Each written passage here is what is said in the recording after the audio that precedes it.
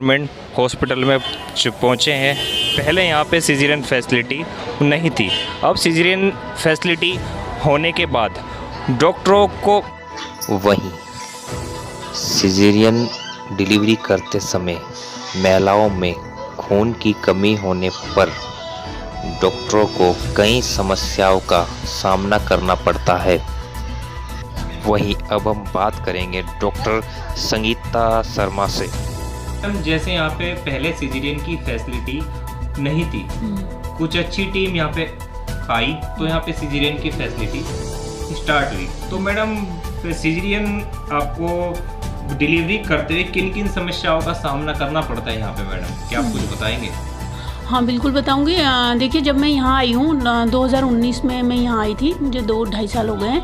तो पहले यहाँ पे सिजेरियन ऑपरेशन नहीं होते थे तो मैंने शुरू करा है। यहाँ पे जो मुझे थोड़ी बहुत दिक्कत आती है, तो ब्लड बैंक नहीं है यहाँ पे, तो कई बार पेशेंट का हीमोग्लोबिन कम होता है। पहले से ऑपरेशन हुए थे प्रीवियस सिजेरियन, उसमें मुझे थोड़ा सा लगता है कि अगर ब्लड बैंक यहाँ होता तो मुझे शायद सुविधा उसमें आराम से मैं कर पाती ऑपरेशन।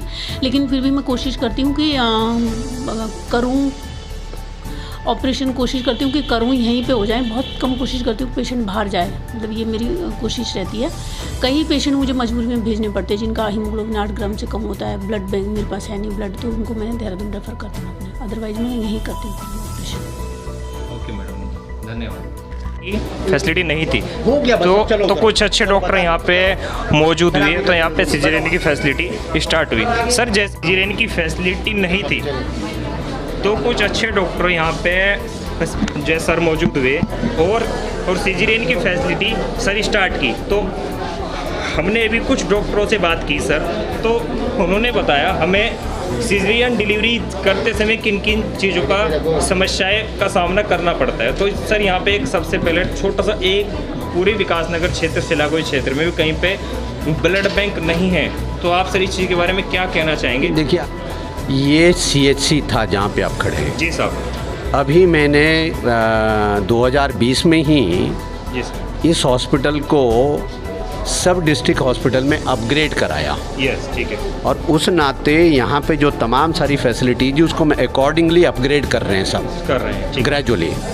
डॉक्टर्स की तैनाती बढ़ा रहे हैं, पैरामेडिक्स की तैनाती बढ़ा रहे हैं, टेक्निकल सपोर्ट स्टाफ की तैनाती बढ़ा रहे हैं और तमाम सारी दूसरी फैसिलिटीज़।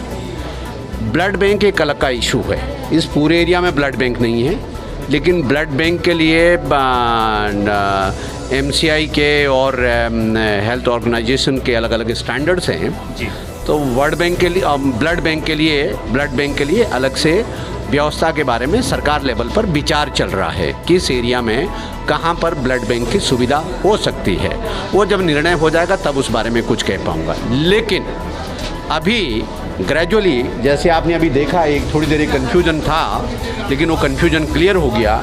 हमारे पास बहुत बड़ी ऑर्थोपेडिक सर्जन हैं, हमारे पास न्यूरो यहाँ तक कि बहुत सीनियर एडिशनल डायरेक्टर रैंक के हमारे पास कंसल्टेंट है, हमारे पास CMS है, हमारे पास पीडियाट्रिशियन हैं, हमारे पास गायनेकोलॉजिस्ट हैं। जैसा आपने कहा कि बहुत क्वालिफाइड डॉक्टर्स हैं जो हर महीने बहुत सारे सर्जरीज करती हैं।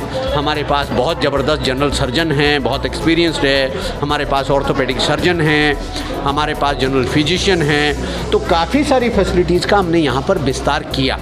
लेकिन चूँकि यहाँ पर जो फ्लक्स ऑफ पेशेंट्स है, जो इस क्षेत्र का कैचमेंट एरिया है वो बहुत बड़ा है, इसलिए एक और चीज़ पे हम विचार कर रहे हैं। इसी हॉस्पिटल का एक एक्सटेंशन हम डाक पत्थर की तरफ देने जा रहे हैं। उसके लिए मैंने अभी लगभग 13 करोड़ रुपए का पैसा भी सैंक्शन कर दिया है। तो उससे हम लोग को डिसाइड करेंगे कि OPD कहाँ होना है, इंडोर कहाँ होना है, कौन कौन सी फैसिलिटी कहाँ शिफ्ट होनी है। तो ये तमाम सारी चीज़ों पे हम अलग अलग स्तर पर इस पे कार्रवाई कर रहे हैं।